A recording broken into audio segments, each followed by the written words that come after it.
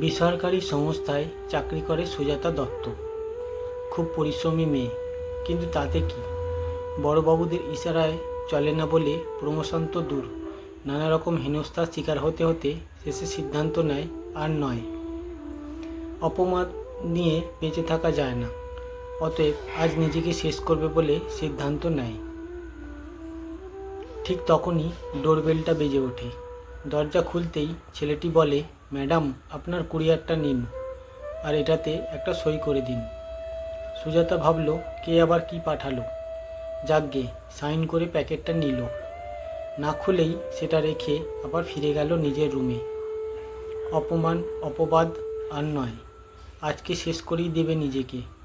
কোনো দ্বিমত নেই। আবারও ডোরবেলের শব্দ। দরজা খুলতেই পাশের ফ্ল্যাটের জ্যোতিষী সুজাতা কাকিমা বলল, তোমার কাছে কোনো কুরিয়ার এসেছে নাকি গো? হ্যাঁ বলতেই কাকিমা বলল, ওটা আমার গো, ভুল করে তোমাকে দিয়ে গেছে। কি যে করে এরা, সেই একই ভুল। সুজাতা দত্তগুপ্ত লেখাটা চোখে পড়ে না এদের? ফ্ল্যাটের নম্বরটাও তো লেখা।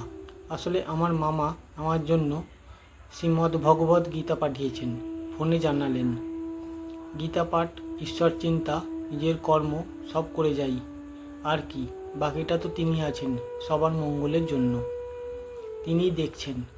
এই বলে কাকিমা চলে গেলেন। শেষ কথাটা মনে দাগ কাটল। কর্ম করে যাই, বাকিটা ঈশ্বর দেখছেন।